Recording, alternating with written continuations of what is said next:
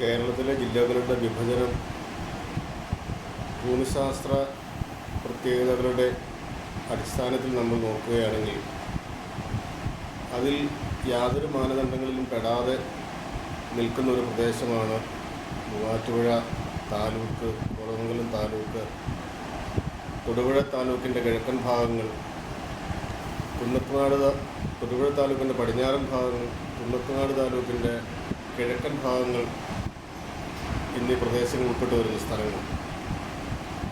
തികച്ചും കാർഷിക പശ്ചാത്തലവും കാർഷിക വൃത്തിയിലൂന്നിയ ജീവിത രീതിയും നിലനിൽക്കുന്ന ഈ പ്രദേശം അതിൻ്റെ സമഗ്ര വികസനത്തിനായി കുതിച്ചു തുടങ്ങിയിട്ട് വർഷങ്ങളുടെ ചരിത്രമുണ്ട്.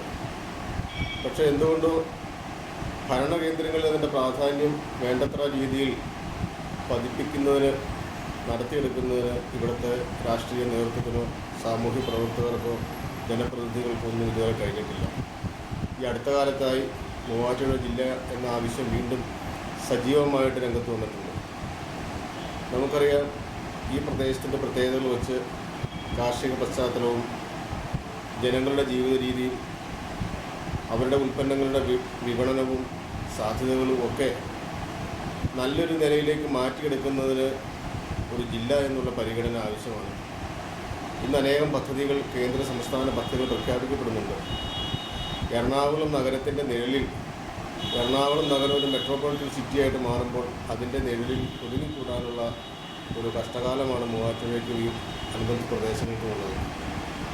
ഇവിടുത്തെ ജനങ്ങൾക്ക് പുരോഗതി ഉണ്ടാകണമെങ്കിൽ എറണാകുളം നഗരത്തിൻ്റെ നിഴലിൽ നിന്ന് മാറി ഒരു വികസന കാഴ്ചപ്പാട് ഈ പ്രദേശത്തേക്ക് കൊണ്ടുവരേണ്ടിയിരിക്കുന്നു.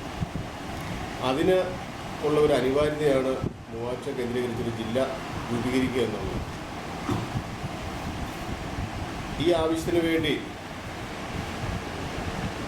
അക്ഷീണം പ്രയത്നിക്കുകയാണെങ്കിൽ അത് നമുക്ക് നേടിയെടുക്കാവുന്ന കാര്യമേ ഉള്ളൂ.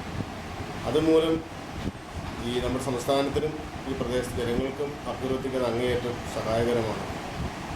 അതുകൊണ്ട് രാഷ്ട്രീയ ഭരണ നേതൃത്വങ്ങൾ മൂവാറ്റുപുഴ ജില്ല യാഥാർത്ഥ്യമാക്കുന്നതിന് കൂടുതൽ കരുത്തോടെ പ്രവർത്തിച്ച് ഏറ്റവും അടുത്ത സമീപ ഭാവിയിൽ അത് സാക്ഷാത്കരിക്കട്ടെ എന്ന് ഞാൻ ആശംസിക്കുകയാണ്, പ്രാർത്ഥിക്കുകയാണ്.